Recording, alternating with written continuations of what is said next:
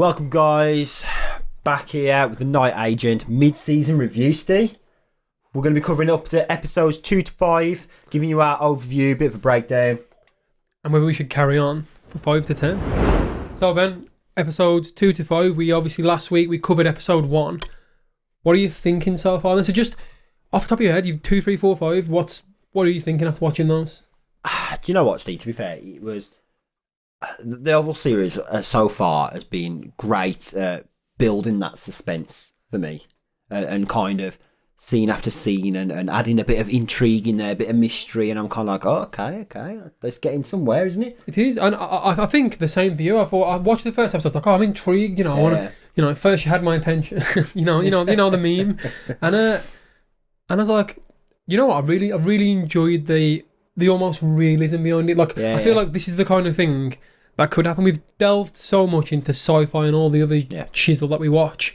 I think it's nice to actually be grounded back to earth. Like, this is just spies, essentially. It is. This is just a normal American life, isn't it? And they introduced, we've had obviously 3 or 4 episodes since number 1, and they've introduced a few new characters as well. They have, and I feel like they've killed a few characters as well. Plenty. Poor woman. God rest his soul. What about the deputy director of the FBI? You know what I mean? He's gone as well, isn't he? Oh yeah, he has. Yeah. Yeah, did you forget about him? Didn't you? Wow, yeah, it's because there's corruption going on. But I don't think he was a bad guy. You're not. Just because he was a bad guy. Wrong place, wrong time. Yeah, I think he knew about it. I think he was starting to catch on. Yeah. Because the person who seemingly killed him was the head of that company that they mentioned, wasn't it? Yeah. So I think he'd caught wind. No, it's true, it's true. But I do love it. And the new characters we got were, Monks and Chelsea or something like that, I think. Monks and Chelsea. And obviously they're tasked with looking after the vice president's daughter. Yeah, that's trying to keep her safe. That's a weird one. Like, I didn't think the daughter of vice president would get that much. Well, much security. I was watching it at first, and I was thinking, what's the connection here? Because all of a sudden they just randomly threw in this story, and I was like, okay, well, what's that got to do with anything that we're watching right now with Peter? Yeah, I assumed it was going to be something to do with Monk's person. I was like, oh, he's going to come back into, or he knows something, or he knows Peter's dad. He took a bullet, didn't he, for the previous president? Previous president, yeah. And but then I think it was episode 4, right at the very end, you finally find out who is the vice president, and obviously it's a dad.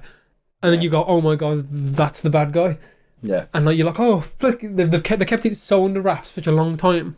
Honestly, it was good, and that stems back to the suspense that I was creating, not just in terms of the drama of the series, but the suspense in terms of us. We're on the edge of our seat. It's not even that much of an action-packed thing. It's just more of a, oh, who's that?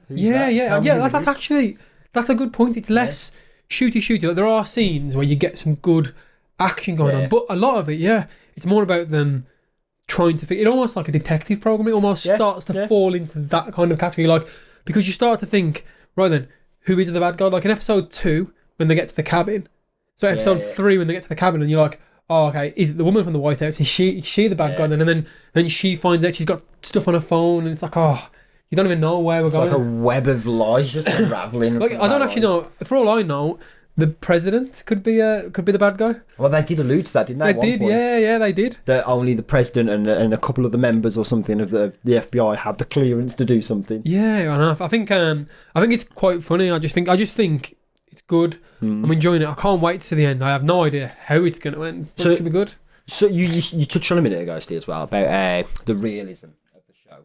Now, for me, we love our action and our sci-fi and the absolute crazy madness that goes on in the world, but something that the Night Agent does well for me is highlights the realism of just life itself. Like there was a few scenes I want to talk about where there was one where he was on, I think it was like episode 2 or 3, where he was on the glass after the hotel. Yeah, episode 2 that was. And he's standing there saying, come on, it's going to be okay, come to me. And then all of a sudden, straight, it just went... drops through. Obviously, because, they don't design these things for people to walk on. You've got him, there was another scene where he ran out of bullets. He did, I guess these are like these little hidden details that we love to see in films that you remind you of those realism. One of the things for me, though, that made it a bit less realistic was a female president of the United States. I was like, oh, it's definitely a fictional now. Until that point, I was like, I believe it. And I was like, oh no, it's gone now. It's gone. No, that is true. But that was a nice twist actually, because she's Peter's friend, I think Faye name is or something like that, he's friends with the president, isn't she? Yes, yeah, and it's like I think everything keeps. Maybe she's the good guy. Maybe she's good. Maybe she's not good. I don't know. It's really weird how things keep coming back around, isn't it? Did you notice how the bad guy in this series, the girl, is pretty much just Ramona Flowers from Scott Pilgrim's? I did, mate. Every time I wait for a new scene, I'm like, oh, what hair is she gonna have today? I was like, at one point she had some like ombre pink. Yeah, I'm sure there was one point where she was walking through the hotel and then she killed some woman. And then just started looking at the clothes to wear, choosing her next outfit, didn't she? Yeah, she did. And I feel like at one point she had a wig on, so like, what is a real hair? Maybe they're all wigs. Maybe it's like a series of like 15 different wigs that she pulls off over time. Yeah, we're never going to know. She's actually got no hair.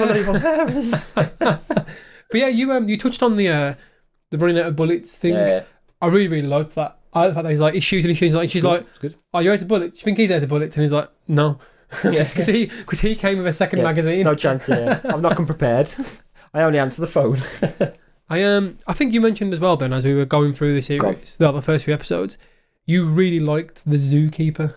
Yes, attention to detail on that, didn't you? I did. You know, for me, the Zookeeper scene was brilliant. Like I was listening to him, and they were chatting around, and she was like, "Okay, pick an animal or something like that you'd love to be," and he was like, "Oh, I'd be a lion or whatever to scare away the people." Yeah, you know, big man. I think he said a bear. He said he would be a grizzly bear, and she was like, "Oh, it's a good choice, you know, a grizzly bear. I can see the logic." And then she was like, "Yeah, but in here, in the wild, they're absolutely dangerous, but in the zoo, you know, they get told when to eat, told when to sleep, told where to go." She was like, "I want to be that beeper over there with the that bastard over there with the keys, the Zookeeper," and obviously that's the name of the episode because I assume it alludes to the fact that who's calling the shots, and that's the keys. Yeah, that's the John. Yeah, I think it was really good, and it was really well worked in.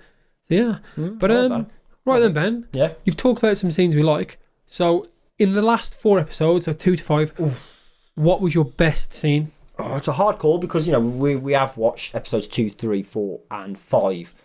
And I think out of all of them, there were so many good scenes, like you said. There's not much action, but the action scenes that are there are so tightly compacted, they're good. But for me, it was not the action that was my favourite scene. It was I don't even remember when Peter went against his friend's back, that Faye woman, and took a card and he had to sneak around the White House. Yeah, that was...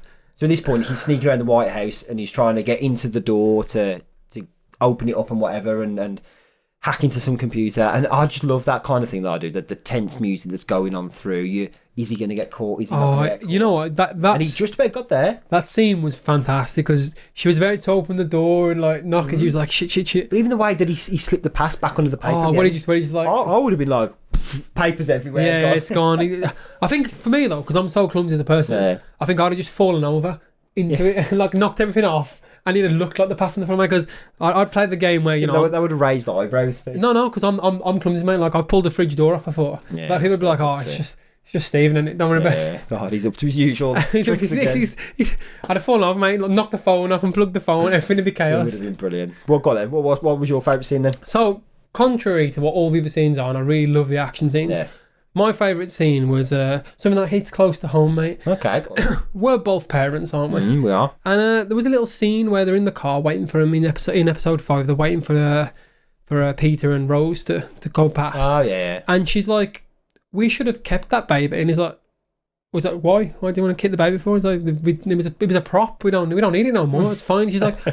This is the baby they kidnapped in episode 1. And she says, "We could go and kidnap another one." And he's like... "Why? What do you want a baby for?" And she's like, "You know, it's a baby."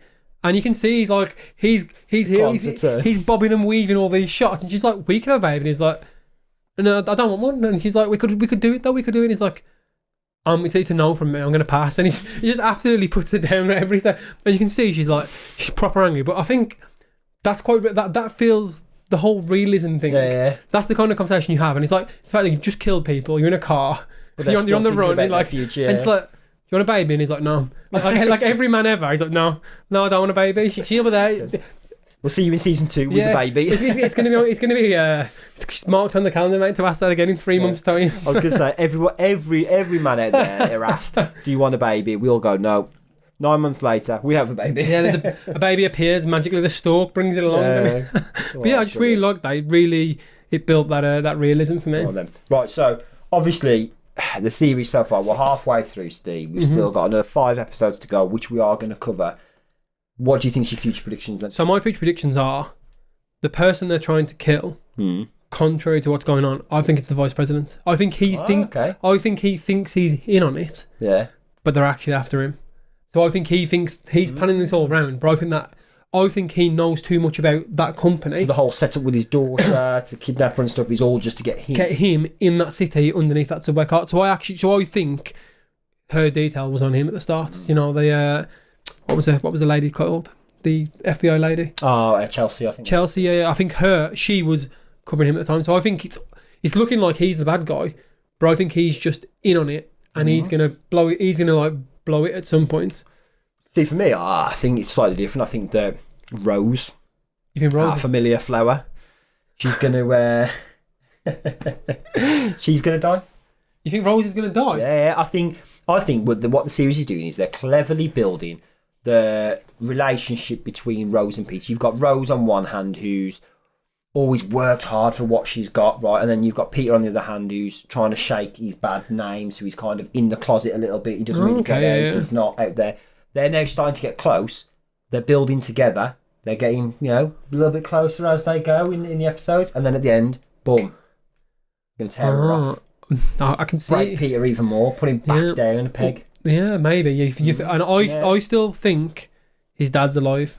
Oh, and his dad might be the bad guy. I reckon so. I think his dad's in it. Speaking of that then, they alluded to a guy in one of the episodes. I can't remember which episode. But they said there's a guy called Adam. I think it was episode 2, but yeah, it's when she's doing her little cybersecurity, because she's obviously a CEO of cybersecurity, so she's really on the ball. I think Adam is a friend. Adam is Peter's dad. I don't know, mate. That's his code name. It could be, because she has no idea who he is, does she? Yeah. She's never seen him, so mate, could be like someone she's dealt with. But I think she knows Adam directly, because she wouldn't say his name, so I think they probably were partners in a company at some point, and he's gone off one way and she's gone off the other. But yeah, if Adam's not Peter's dad, Adam's someone out there who's going to be important. Is he the guy who has the nanny cam, Steve? Maybe, yeah. They had the nanny cam? What? That's not even... That was from bloody Ramona Flowers. It was questioning the bag. What's in the bag? Yeah. I don't know. What's in the bag? I'm glad, like every wife out there as well. Yeah. What's that? I want to have a look. He's like, just leave the bag alone. She's like, no, I want to have a look. Yeah. And she has a look and he's like, are you happy now? She's like, have we got any wires? He's like, no. It's just literally a teddy bear. I mean, at least it weren't a head in a bag, you know what I mean? With these guys, could have been a lot worse. But what was strange though is, why was that nanny cam in that house? Because they got that house from the lady they killed, the chicken wire. So why was that nanny cam there? Do you not remember this scene? Yeah. So he goes off. Oh yeah, they went because he says, I'll go and change the baby, and that's when he comes down and gives her the old chicken doodles. So that means must have been looking. Which movie? But who's that house? Ooh. So is that house someone to do with the president? Is someone to do with the vice president? That's what we spoke about at the start. Yeah. The mystery and the intrigue, and kind of to wrap it up then, Steve. Do you recommend this as a show to watch? I do. I think get into it if you like those spy films, the bit of thriller. Get into it, and if you watch it, let us know what you think. Let us know who Adam is, who you think Adam is. And we'll catch you next week with something new. Take care.